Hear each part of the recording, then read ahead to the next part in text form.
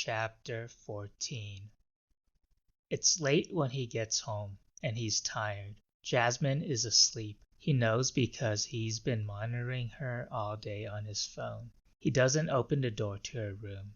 Instead, he goes to the kitchen and gets a bottle of whiskey. He lies down in the hammock and takes a swig. There are no stars in the sky. The night is pitch black. He doesn't see any fireflies either. It's as if the whole world has been turned off and gone silent. He wakes with the sun, its light hitting him in the face. Off to the side he sees the empty bottle lying on the ground. It's only when he moves and the hammock swings a little that he understands where he is. He stumbles out of the hammock and sits down in the grass. The morning sun on his body. His head throbs between his hands. He lies on his back and looks up at the sky. It's an incandescent blue. There are no clouds, and he feels that if he stretches out his arms, he'll be able to touch the blue. It seems so close. His dream is still with him. He remembers it perfectly, but he doesn't want to think, only to lose himself in the radiant blue. Then he lowers his arms, closes his eyes, and lets the images and feelings of the dream project in his mind like a movie. He's in the Avery. It's before the transition. He knows because nothing has been broken yet. He's standing on the hanging bridge, but there's no glass directly above to protect him. He looks up at the roof and sees the image of the man flying in the stained glass.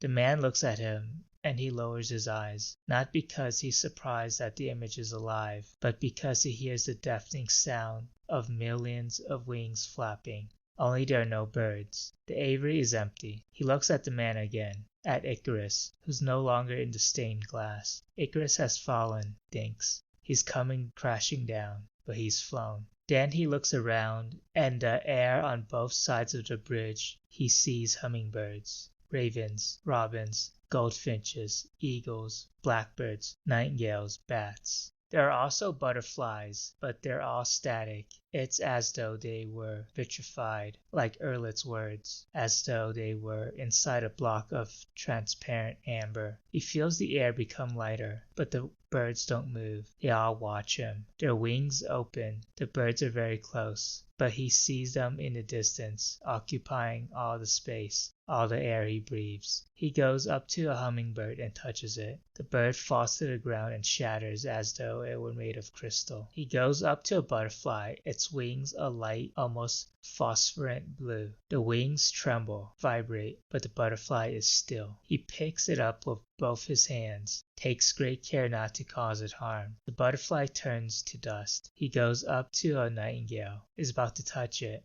but doesn't, his fingers hovering right next to the bird, because he thinks it's just beautiful and doesn't want to destroy it. The nightingale moves, flaps its wings a little, and opens its beak. It doesn't sing, but lets out a cry. Its cries become piercing and desperate. They're full of hatred. He takes off, runs, flees. He leaves the Avery and finds the zoo in darkness, but he can make out the shapes of men. He realizes that the men are him, repeated infinitely. All of them have their mouths open and are naked. Though he knows they're saying something, the silence is complete. He goes up to one of the men and shakes him. He needs the man to speak, to move. The man himself walks, so slowly it's exasperating. As he does, he goes about killing the rest of them. He doesn't hit them with a club or strangle them or stab them. The only thing he does is speak to them. And one by one, each man himself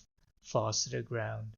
Then one man himself comes over and hugs him. This man hugs him so tightly that he can't breathe, and he struggles until he breaks free. But the man himself tries again and comes over to say something into his ear. He runs away because he doesn't want to die. While he's running, he feels the stone in his chest roll around, and it strikes his heart. The zoo becomes a forest. Hanging from the trees are eyes, hands, human ears, and babies. He climbs one of the trees to get a baby, but when he reaches it and has it in his arms, the baby disappears. He climbs another tree, and that baby turns into black smoke. He climbs another tree, and the ears stick to his body. When he tries to pick them off, as though they were leeches, they rip up his skin. When he reaches the baby, he sees it's covered in human ears and is no longer breathing. Then he roars, howls, croaks, bellows, barks, meows, crows, whinnies, brays, calls, coos, cries. When he opens his eyes,